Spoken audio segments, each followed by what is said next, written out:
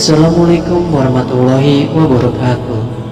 Pernah suatu ketika setan datang bertemu dengan Syekh Abdul Qadir Al-Jailani dan mengakui dirinya sebagai Tuhan. Namun jawaban Syekh Abdul Qadir membuat setan bangga pada beliau. Simak video ini sampai selesai untuk mendapatkan bagaimana kisah selengkapnya. Namun sebelum lanjut, jangan lupa like videonya, bagikan video ini agar semakin bermanfaat bagi kaum muslimin. Syekh Abdul Qadir Al-Jailani mendapatkan gelar Raja para Wali dengan sikap rendah dirinya. Begitu beliau sudah mendapatkan gelarnya, justru malah tidak mudah menjaga gelar itu dari godaan-godaan setan yang terkutuk. Semakin tinggi kedudukan seseorang di hadapan Allah, ia harus siap menanggung ujian yang lebih berat lagi dari Tuhannya. Setan terus menggoda manusia dan para kekasih Allah agar terjerumus dalam api neraka, tak terkecuali Syekh Abdul Qadir Al-Jailani. Dalam suatu kisah, ketika Syekh Abdul Qadir Al-Jailani yang sedang bersendiri, beliau dikagetkan dengan datangnya sumber cahaya besar yang memenuhi penjuru langit. Lalu bayangan itu datang dan memanggil beliau, "Wahai Syekh Abdul Qadir, aku ini Tuhanmu, kamu adalah kekasihku. Aku akan meringankan syariat untukmu. Apa yang aku haramkan sebelumnya, sekarang aku halalkan untukmu." Kata bayangan itu, "Wahai yang terlaknat, pergi kamu sekarang dari hadapanku, kalau tidak akan aku hancurkan kamu," jawab Syekh Abdul Qadir Al-Jailani pada bayangan itu. Begitulah setan menggoda para kekasih Allah yang mengakui dirinya sebagai Tuhan agar Syekh Abdul Qadir percaya dan mengikuti perintahnya. Namun Allah tidak akan membiarkan kekasihnya terjerumus dalam jalan yang salah. Setan diberikan kebebasan oleh Allah untuk menggoda manusia sebagai investasi keadilan sebagai seluruh makhluknya. Sesaat setelah kejadian dialog tersebut, tiba-tiba cahaya itu padam dan sedikit demi sedikit menghilang dari pandangan Syekh Abdul Qadir Al-Jailani. Beliau terus menyendiri menikmati keindahan alam sebagai bukti kebesaran Allah. Namun tak lama kemudian, bayangan yang tadi menghilang kembali memanggil Syekh Abdul Qadir Al-Jailani dalam wujud kabut, dan ia berkata, "Kamu selamat dari godaanku, wahai Syekh Abdul Qadir, karena dua alasan. Pertama, karena ilmumu yang telah melekat dalam jiwamu. Engkau mampu membedakan mana yang hak dan mana yang batil. Kedua, karena kondisi spiritualmu dan ibadahmu. Allah membukakan hatimu dan membimbingmu ke jalan yang benar," tegas kabut tersebut.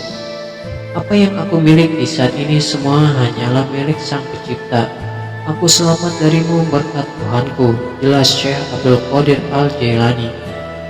"Perlu engkau ketahui Syekh Abdul Qadir, aku telah menyesatkan sebanyak 70 orang ahli ibadah dengan cara seperti ini, dan hanya kamu yang selamat. Dari mana kamu tahu bahwa aku ini setan?" tanya kabut itu. "Semuanya karena fadilah Allah. Aku diberi petunjuk olehnya melalui perkataanmu. Apa yang aku haramkan sebelumnya, sekarang aku halalkan untukmu. Dan saat itu aku yakin kamu adalah setan. Karena kalau memang Allah ingin menghapus syariatnya, tentulah orang yang pertama sekali akan terlepas dari syariatnya adalah para nabi, dan itu sangatlah mustahil," jawab Syekh Abdul Qadir Al-Jailani. Melihat percakapan Syekh Abdul Qadir Al-Jailani dengan setan, sudah jelas bahwa keimanan dan ketakwaan kepada Tuhannya begitu mendalam. Hal itu sudah tentu tidak lepas dari ilmu yang dimiliki oleh beliau. Begitu pentingnya ilmu, tak heran jika Rasulullah selalu memohon tambahan ilmu kepada Allah. "Wa qul Rabbi zidni ilman," dan katakanlah, "Muhammad, ya Tuhanku, tambahkanlah aku ilmu pengetahuan." Ada hikmah menarik dari kisah ini, bahwa kita harus selalu menimba ilmu, karena dengan ilmu kita akan selamat dari godaan syaitan. Dan perlu diingat bahwa syaitan tidak akan pernah berhenti menggoda manusia hingga hari kiamat. Sebagai manusia yang tidak terlepas dari salah satu keliru, sudah sepatutnya terus belajar menimba ilmu dengan ilmu Allah.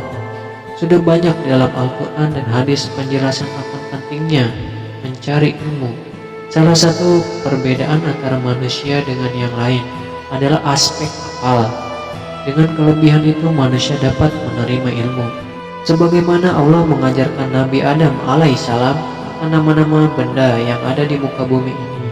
Dalam surat Al-Baqarah ayat 31, Allah berfirman, dan diajarkan kepada Adam nama-nama benda semuanya, kemudian dia diperlihatkan kepada para malaikat serta berfirman, sebutkanlah kepadaku nama semua benda ini jika kamu yang benar. Melihat firman Allah Ta'ala telah maklum bahwa manusia memiliki kelebihan daripada makhluk lain, namun itu semua kembali kepada manusia itu sendiri. Bisakah manusia tersebut mempergunakan kelebihan itu sebaik mungkin? Perlu diketahui bahwa posisi manusia berada di antara setan dan malaikat. Jika manusia tidak mampu menguasai hawa nafsunya, maka ia lebih buruk daripada setan. Sebaliknya, jika manusia mampu menguasai hawa nafsunya dan mengikuti perintahnya, maka derajatnya lebih tinggi daripada malaikat. Wallahu a'lam bishawab.